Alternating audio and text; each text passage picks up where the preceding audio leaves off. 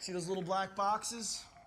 They're called telephones. I'm gonna let you on a little secret about these telephones. They're not gonna dial themselves, okay?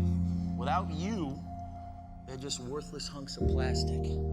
Like a loaded M16 without a trained Marine to pull the trigger. And in the case of the telephone, it's up to each and every one of you, my highly trained Stratonites, my killers who will not take no for an answer, my fucking warriors, who will not hang up the phone until their client either buys or fucking dies!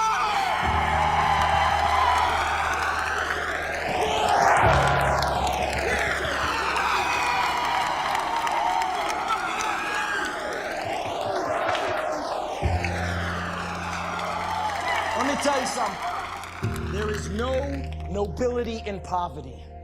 I have been a rich man and I have been a poor man, and I choose rich every fucking time. Because at least as a rich man, when I have to face my problems, I show up in the back of a limo wearing a $2,000 suit and a $40,000 gold fucking watch. Hey boys, dig it out! Hit him! Hit him! Fuck off of me! Now, if anyone here thinks I'm superficial or materialistic, go get a job at fucking McDonald's, because that's where you fucking belong. But before you depart this room full of winners, I want you to take a good look at the person next to you. Go on. Because sometime in the not-so-distant future, you're gonna be pulling up to a red light with a beat-up old fucking Pinto. That person's gonna be pulling up right alongside you in their brand new Porsche, with their beautiful wife by their side, who's got big voluptuous tits. And who are you gonna be sitting next to?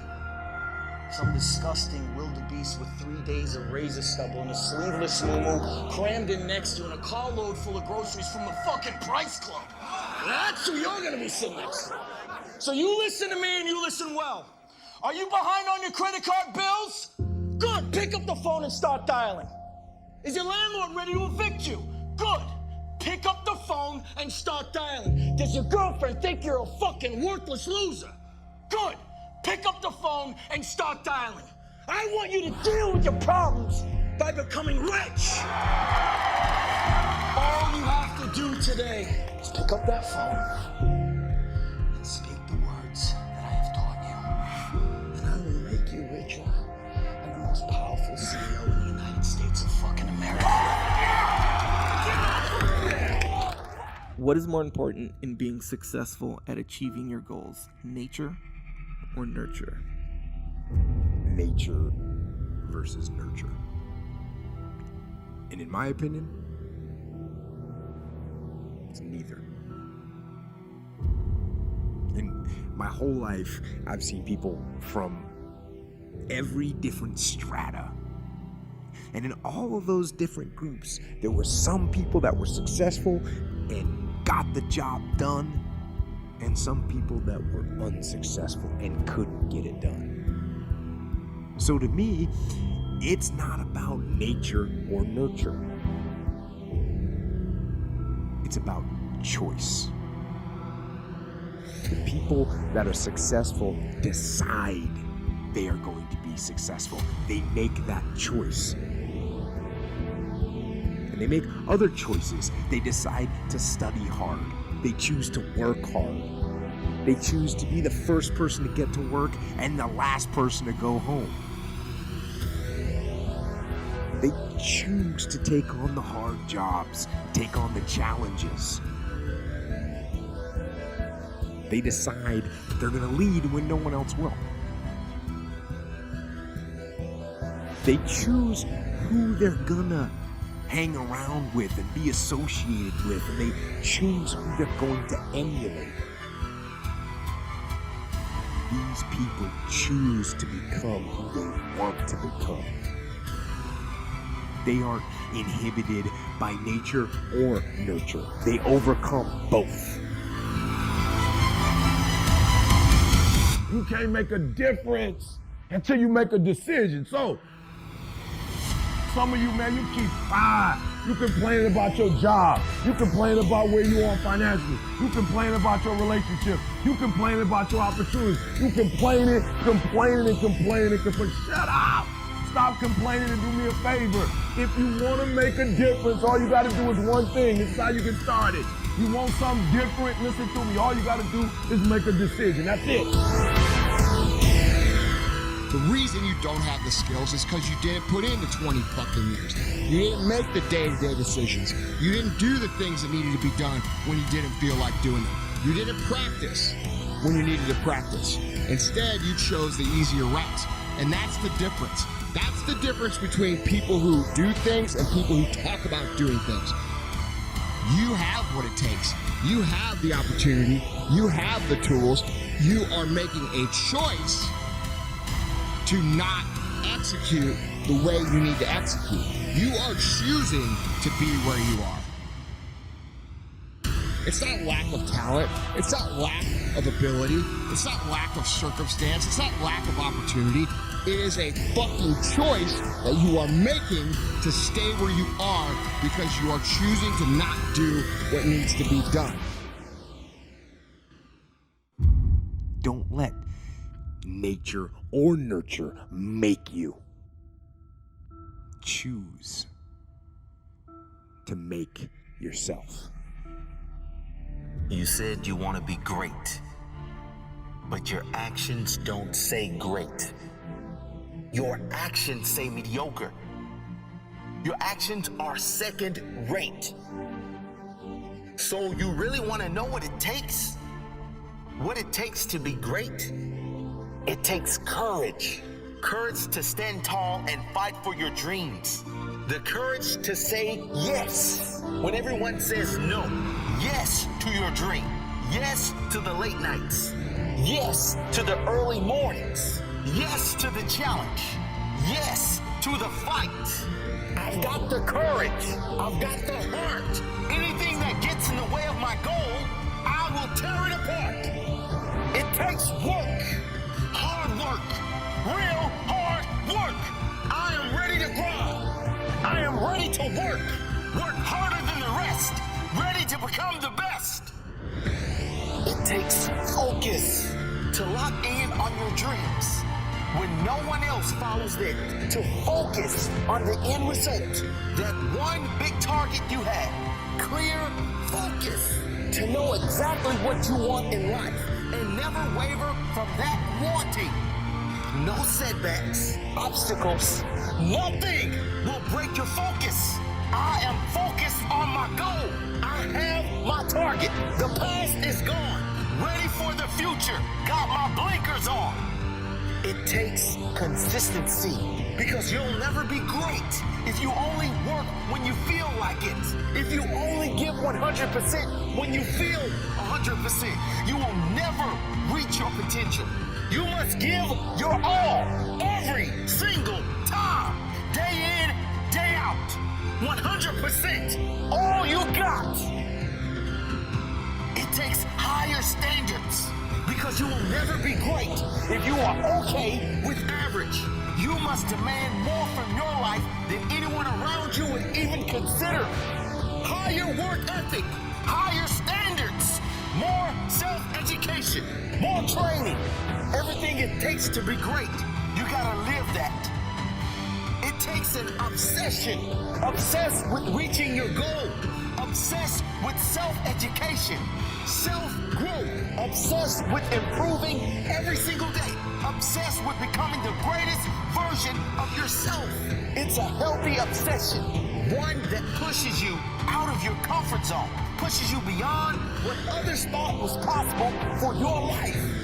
It takes the ability to ignore opinions. Everyone has an opinion. Those who lack skill seem to have a louder one than those with talent. The only voice you need to listen to is your own, your intuition.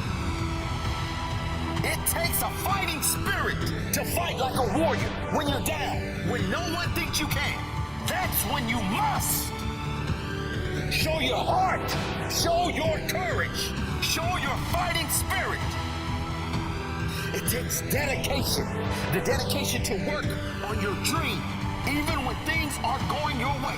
Dedication to take responsibility and work on your weaknesses to make them your strengths. The dedication to put all the insignificant things in your life to the background while you work tirelessly on your one big goal, your one big dream. So that's all. It's all it takes to be great. No big deal. Just a million things. Just a lifetime commitment. Have you got what it takes?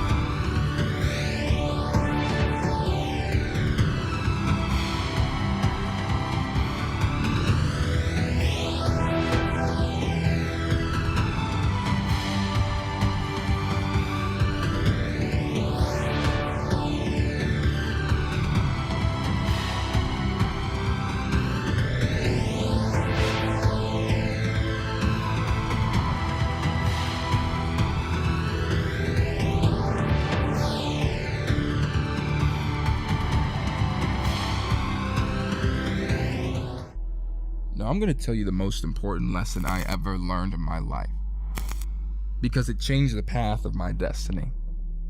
It started at my lowest point. I was struggling. I was in a hard place. I was suffering in my worst moments. We've all been there. I like to call it my dark place. You see, I had just lost my job. My bank balance was less than zero. I had a failing business and a family to support. Only my ambition had led me to this point. But this is the thing that most people actually admired me for. And it almost destroyed my life. I was down, but I was not out. I took the last bit of my energy to an old school mentor of mine. We used to call him the Guru. He said few words, but his message was always right. And I was so low that when we met, I didn't even ask him any questions. I just told him. I told him that I regret trying. In my dark place, I told him I regretted the hard work, I regretted the sacrifice, I regretted the dedication I had put in, and in that moment I regretted it all because I didn't have anything to show for it except for a bunch of broken dreams. He said, "Regret? you know what? Meet me here tomorrow and I'm gonna show you regret. So then that very next morning, he picks me up, I hop in his car, he doesn't say a word. So I'm thinking to myself, okay, where the hell are we going? And after 15 minutes of driving, we pull up to the middle of nowhere, outside of a retirement home. And I said to him, I came to you for help and you're gonna bring me to the middle of nowhere? He says to me, no, you came to me with regret, and I'm gonna show you true regret. He walks me up to the door, and just before he leaves, he tells me, I want you to go in there and I want you to speak to these people. And I want you to ask them about regret. You look into the eyes of some of these people and you're gonna see true regret, and you're gonna see real pain. You're gonna see the pain of broken dreams, because when you're 90 years old and your body doesn't work how you want it to, you know what real regret tastes like. You still have those dreams that you were pushing aside, but now you really can't do them. Now you really can't start that business. Now you really can't be the athlete. Now you really can't do it because your body no longer allows it. Now go in there and speak to these people and see what true regret is. I'm gonna be back here to pick you up tomorrow. So I spent the whole night talking to all kinds of men and women, wise and foolish, brave and cowardly, regretful and fulfilled, those with failures and those with successes. But it wasn't the winning or losing that made them develop these regrets. It was so much more simple than that. It was not trying. I could see contentment in their eyes. I could instantly recognize that they would rest easy. I could immediately spot the ones who felt accomplished in life. After speaking to them, I realized that not all of them were winners and not all of them were losers, but all of them were triers. All of them had given it a shot. All of them had taken the chance on their dreams. And it was with that knowledge, the knowledge that they had tried, that they felt no regrets, that they had given it their best shots. Unfortunately, in a retirement home, it's much, much easier to see those people with regret in their eyes, because they were the people who never attempted to live their dream. You see, spotting someone with regret, it was instant. Misery was written all over their faces, and you could tell there was a deep sadness lurking inside, and an empty feeling just overshadowed their persona. And that night, I was told so many stories of regret. I was told so many stories of these what ifs, heartache and pain. So many knew their dream. They had lived with it in their minds, dwelling on their aspirations for their entire lives, but they never brought it to life. And now, them knowing it was physically impossible to fulfill their dreams, man, the sadness they felt, and the sadness I felt for them, was overwhelming. You see, regret is a sad thing to see, and the majority of people I spoke to that night had regret in their eyes, embedded in their lives. When Guru drove me home that next morning, he asked me, "Now, son, what are your regrets?" I had nothing to say because I didn't feel any regrets. He asked me, "What did you see in their eyes?" I told him regret. He said, "No, what did you see?" I said, "Pain." He said, "No, what you saw was them looking back, wishing they were you. You don't realize the privilege you have. If you still have time left to make a mark, and if you still have time left to live your dreams, then you will have no regrets. And if you're still able to work on your goals and ideas, there are 1 billion people wishing that they were you. Stop with the regret. Start feeling gifted and start feeling blessed. You have a chance to go out there and make a mark. You still have the opportunity that so many don't. Understand that you have the privilege to succeed in life."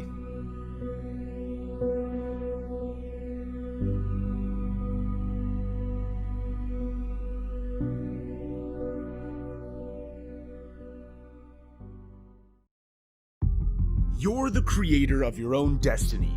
Do you believe in fate, destiny, predestined success? Have you ever imagined this fate being negative? No, because fate always will take you in the right direction. Not only can fate change you into a better person, you can control it. You create your own future. You just don't know that you are at this very moment. Take control now. Make purposeful decisions. Decisions with meaningful intentions. Take control of your destiny. Make your life worth the time you put in. Your life is worth more than the pain you feel now. The pain you feel working to improve is the power you feel to make it in the future. Remember who's in control. You. Direct your life in the right path. Take your destiny, look at it face to face. Put your hand out and grasp it. Hold it in your fist. Create it. Paint a picture of your future. A picture where you can see yourself. The future where you can improve. Improve yourself as a person. Improve yourself for your future. Sculpt your life for the better. Make sure you're always in control, because you have the potential to make it past your fears. Don't look behind your shoulder. Try not to look on the horizon. Look up now and be present in your life. Own your life. Don't let anyone else live it for you. You have this under control. There are only two options. Make progress or make excuses. Close your eyes. Imagine you, feet firmly in the ground, hands placed down past your waist, head up high, breathing steadily. You're looking out and you see two tracks. One track has green grass, fresh and soft. The sun hits it perfectly. The path is drawn out. It's the easiest route to take. The other path is different. You can only see as far as 5 meters. It looks dark, dangerous. You would have to make it on your own. There's no path and no map. Next to this path is a sign. The sign reads, "In 1 mile, lush green open field." Which path do you want to take? Did you want the comfortable option, the route everybody else takes? Do you really want to be everybody else? It's overrated. The comfortable option has no promise of success.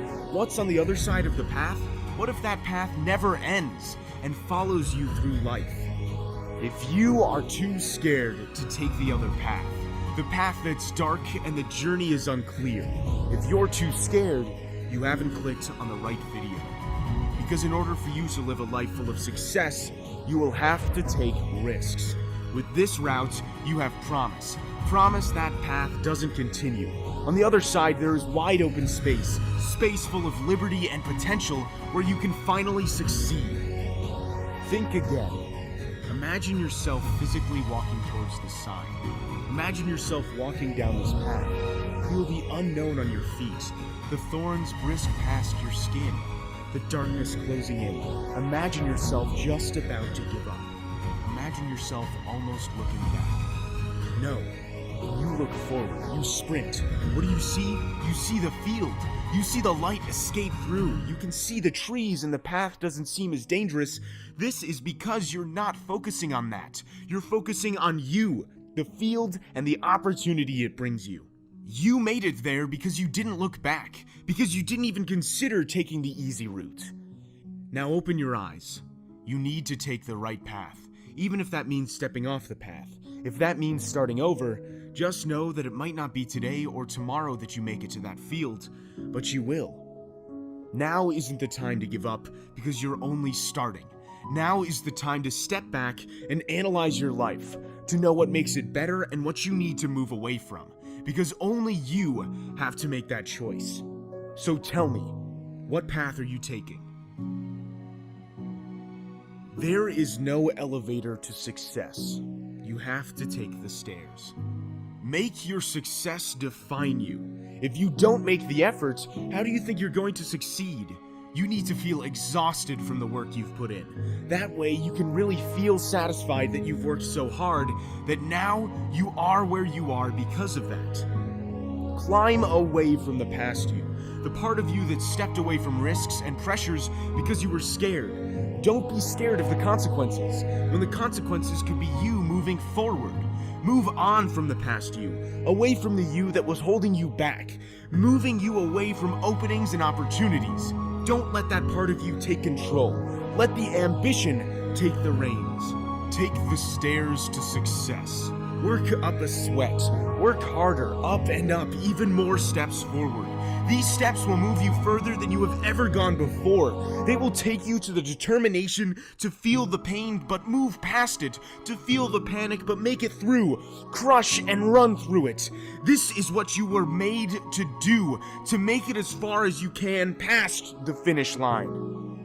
Rise above the pain you feel now, because the pain you feel now will be the achievement you feel later.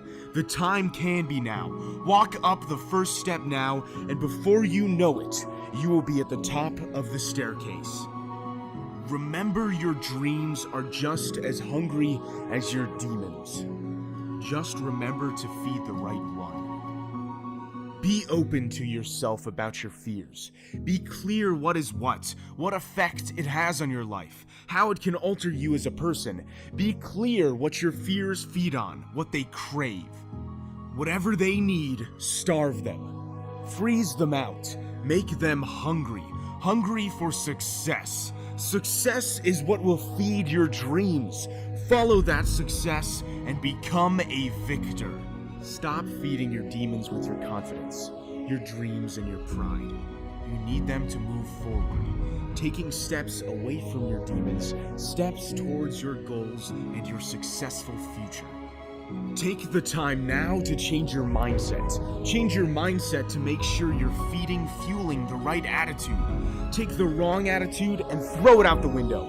You don't have time to stand still and stationary. Move, run, take your life forward. Put yourself first. If you really wanted to change, you would make this transition now. Change now to get what you've always wanted, to receive the praise you constantly deserve. Be selfish. Fuel the progress you're making. Make yourself feel better. Do this for yourself.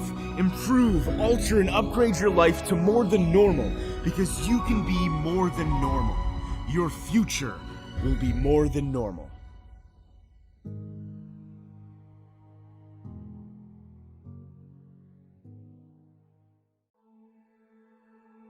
Seeking inspiration, an old friend told me the story of an old guy. The story begins in a village. It was a close-knit community of people who were super supportive of each other's success. You see, stories were told in this village. It was perfect in every way. However, it had this one flaw. One man. The old man had lived for years and years in this village. He was even brought up there, and his mother was brought up there, and so on and so forth. He knew its history inside and out. He held the legacy of the village in his hand. But one problem was that this man had the worst attitude. You see, he would walk on the streets with a face like thunder just to make other people miserable. He would walk into a shop, huff and puff, and then he'd walk out. He lived alone on the edge of town in a house that was at least 3 times the age he was. And you know what? No one ever visited him. He would just sit and scold in his chair at home all day long. And one day, someone walked into town and caught a glimpse of him. She smiled at him, and he smiled back. She had never seen him smile in her whole life, so she immediately ran into the busy sector of town and shouted, "He smiled! He smiled!" And everyone was shocked, everyone discussing what had changed. And he walked in, beaming with happiness. Someone walked up to him and said, "Why today?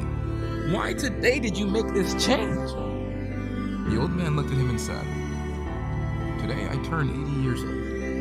He looked down to his feet and he looked up again and said, "For 80 years, I've been chasing happiness. It was useless. I could never find it. Now, I've decided to just live without happiness and just enjoy the time I have left. And guess what? Now I'm finally happy." After my friend told me that story, I looked at my life and realized I needed to stop looking for something that might never be found. Because before you know it, you might have lost your opportunity to actually enjoy your life. Take the time now to make it through the past and be content with what you have and look to always improve.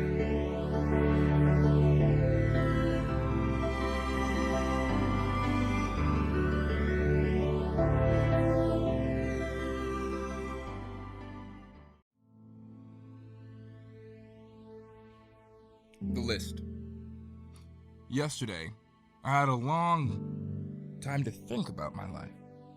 So I sat down and I wrote a list. I thought of all the dreams I've ever had, from the earliest memory I've ever had. And I stared at this list that I'd made. Fantasy or not. So I made a promise to myself. I knew I had to achieve as much as I possibly could. I knew I could start today with a different purpose than yesterday. Do you know your why? Because I had everything I could ever need to check off these goals. It was so simple. You know what it was? Belief. I now had the drive to make it through the list, to tick off each goal day by day. Now, how about tomorrow you make the same list I had? Tomorrow, before you even had the chance to wake up, grab a piece of paper and a pen and physically write them down. Take the burden out of your head, and then I want you to stare at them. Look at them face to face. Stand up to your fears. Use this list as your superpower. Every day, look at this list to inspire you. Use this list to drive you forward. Feel the satisfaction of crossing them out, ticking them off, and completing